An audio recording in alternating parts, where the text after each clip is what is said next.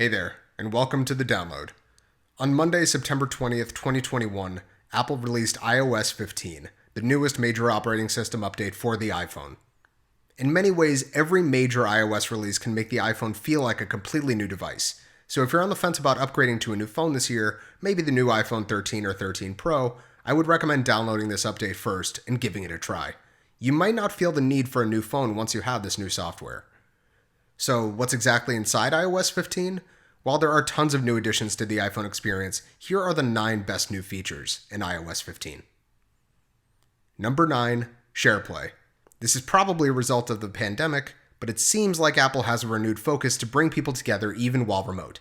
So SharePlay basically lets people engage in activities together simultaneously through their phone applications.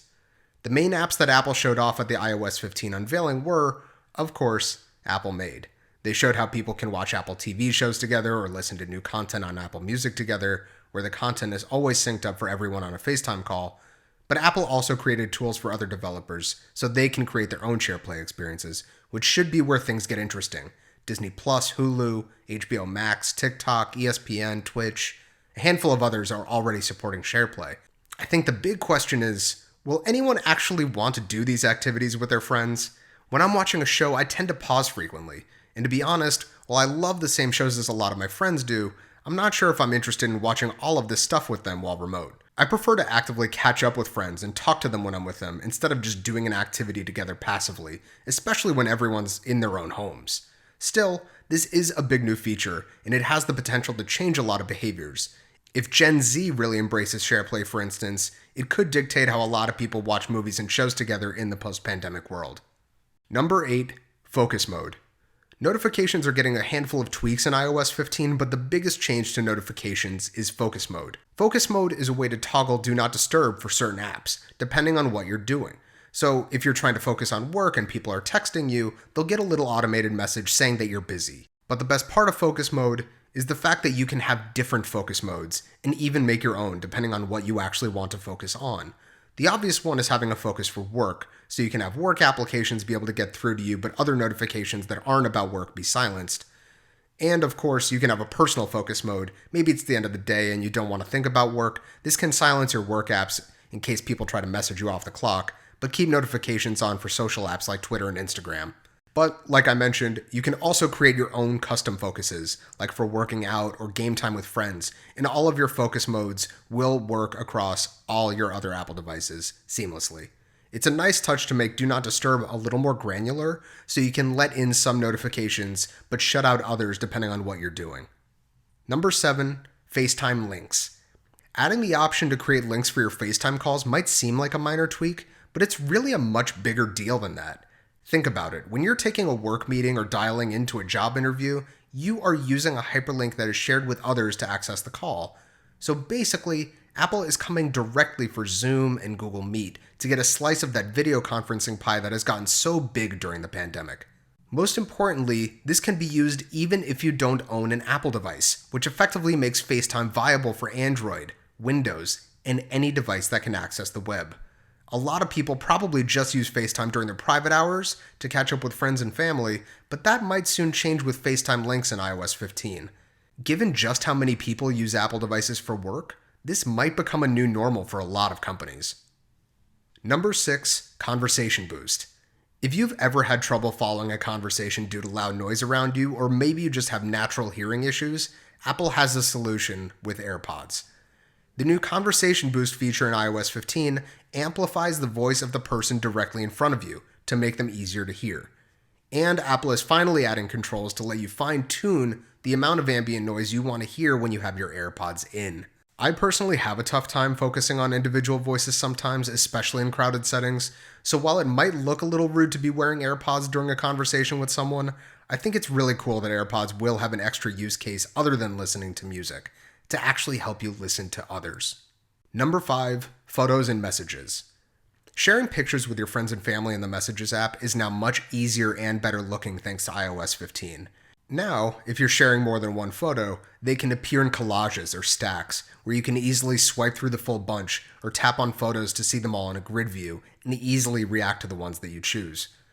This is a small design change, but previously, sharing more than one picture either clogged up your feed or made you open a hyperlink to see all the pictures shared with you over iCloud. This is a much better and more intuitive experience. Number 4, the new Apple Maps. It started as a meme when it launched in 2012, but Apple Maps has really come a long way, and now it's my preferred application for getting around when I'm in my car, especially because it can point out stop signs, traffic lights, and it works seamlessly with CarPlay. But in iOS 15, maps are getting way more detail. You'll be able to see buildings, trees, elevation, crosswalks, bus and taxi lanes, and even overlapping interchanges on the highway, so it's super clear to see what's around you while you're navigating. Using public transit will also be much easier in the new Apple Maps. You can pin your go-to stations and stops, and your phone or your Apple Watch can let you know if your stop is coming up. The coolest part, though, to me, is how the Maps app can help you navigate after you get off your stop. I have this problem in New York City all the time, where I get out of a subway and I am totally disoriented. In iOS 15, you can hold up your phone, quickly scan the surrounding area, and your phone will give you detailed directions using augmented reality to show exactly where you need to go, with big text and arrows and everything. You can bet this is a neat little preview of what it'll be like when Apple finally releases its augmented reality glasses, whenever that happens. Number 3, FaceTime voice isolation. Apple made some big improvements in machine learning in iOS 15, so FaceTime will finally be able to block out ambient background noise and prioritize your voice. This is really useful if you're taking FaceTime calls in a noisy area, especially outside where you might have construction going on nearby, or neighbors running lawnmowers or leaf blowers, or if you just happen to live in a major metropolitan city where it's just naturally loud. You can obviously turn this feature off and have wide spectrum mode so the person you're talking to can hear everything going on around you, but the option to reduce unwanted noise should be a very welcome addition to FaceTime calling.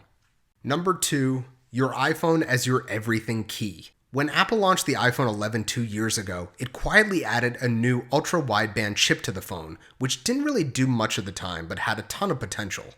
Now, we're finally beginning to see why Apple added it in the first place. In iOS 15, that chip is giving your iPhone spatial awareness, so you can unlock your car, your house, your office, even your hotel room, just by using your iPhone in the secure Wallet app.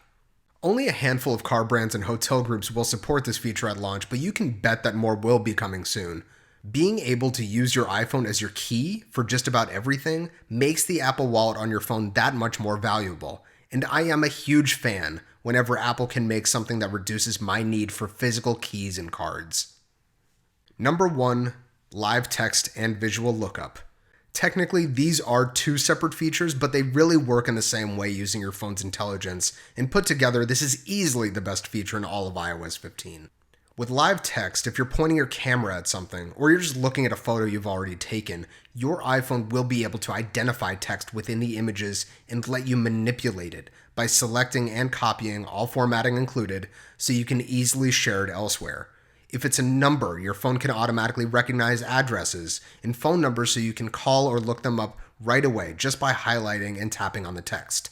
Google released a similar feature like this for its phone years ago called Lens, but that required using a specific Lens app, and it only worked while using the camera in real time. This lets you identify things through Apple's main camera app, but you can also identify text after a photo has already been taken. This also works for any photos that you pull from the web, which is the best part and really makes things interesting. Like live text, visual lookup in iOS 15 also works with any photos you own or find on the web, and it lets you look up what's exactly in the photo. So if it's a picture of a dog, you can tap the photo and learn about the breed, for instance. Apple says this feature works for art, books, nature, pets, and landmarks, which is definitely a neat and intuitive way to learn more about what's in your photo without having to do too much extra legwork. This is easily the coolest demonstration of Apple's artificial intelligence, and I really think it's going to help people seamlessly get information from their photos and learn even more about the world around them. There are a bunch of other great features in iOS 15, like portrait mode and FaceTime calls to blur your background and make you look extra photogenic, a better contacts app, richer results in Spotlight search, supporting identification cards in the Wallet app, spatial audio inside FaceTime, and much more. iOS 15 also comes with a completely revamped weather app that uses all the functionality from that dark sky app that Apple bought in 2020, much to the chagrin of Android users.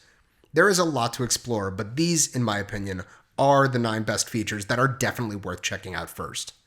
But now, I want to hear from you. What's your ranking? What features are you the most excited for? Is there something you wish Apple would add to iOS in the next big update? Let me know in the comments. Also, please feel free to like this video or subscribe to the channel if you liked what you saw. Thanks for watching the download. Until next time.